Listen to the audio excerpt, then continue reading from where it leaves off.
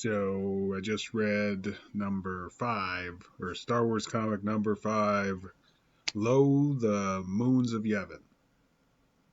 Yes.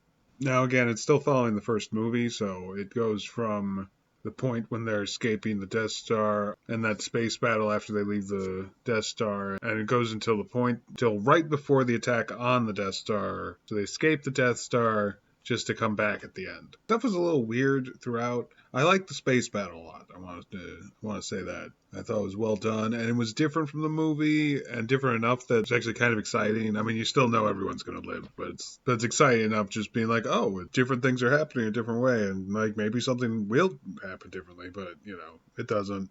I feel that they could have done something really interesting with this one, and I think they kind of tried. Because it's like dialogue is slightly different, and I'm wondering if like maybe they got the same complaints I did about the first few, just that like it's too similar to the movie, so they decided to change things throughout. I think because a lot of the dialogue wasn't the same. They had a lot of stuff on the side. There was like an extra scene with Darth Vader, which I don't even think was in the book. And I enjoyed that, but it was like one of those things where it wasn't different enough for me not to just compare it to the movie and be like, well, this is all better in the movie. And I don't know. I think maybe for this one, it's kind of obvious that they took on this property and then it got so big that they didn't really know how to do it, but it got successful enough that they could just do whatever and people would buy it. That's how it feels to me, anyway.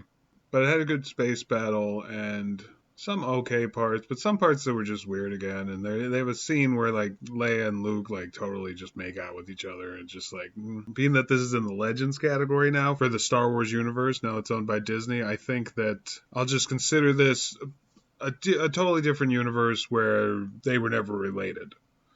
That's fine, whatever.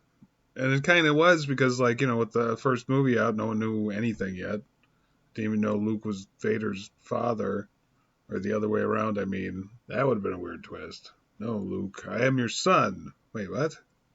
Yes, due to a time vortex, thanks to its stable time loop, and now I'm back in time to kill you so I could never be born. I don't know. I'm thinking too much into that.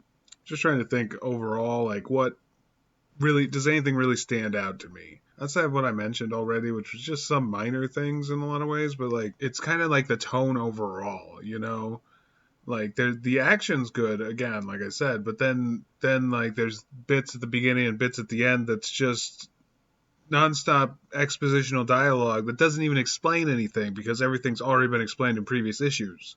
We know everything that's going on right now.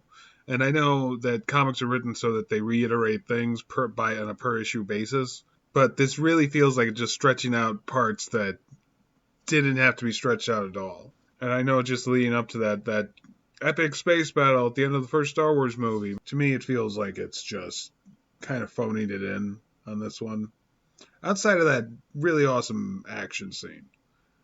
But maybe that's more kudos to the artist, right, than to the writer of this one. Not that the writing is particularly bad, it's just noticeably not as good as the movie. And in a way that's worse than just being like really bad. Because you're just like, as you're reading it, you're just comparing it to these parts in the movie, and all I can think is like, yeah, these were done better in the movie.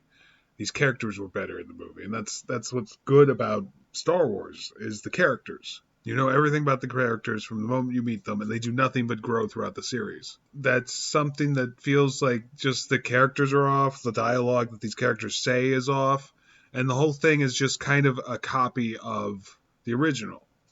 Outside of that space battle, which I think is better than the original in a couple of ways, but they're both good for their medium.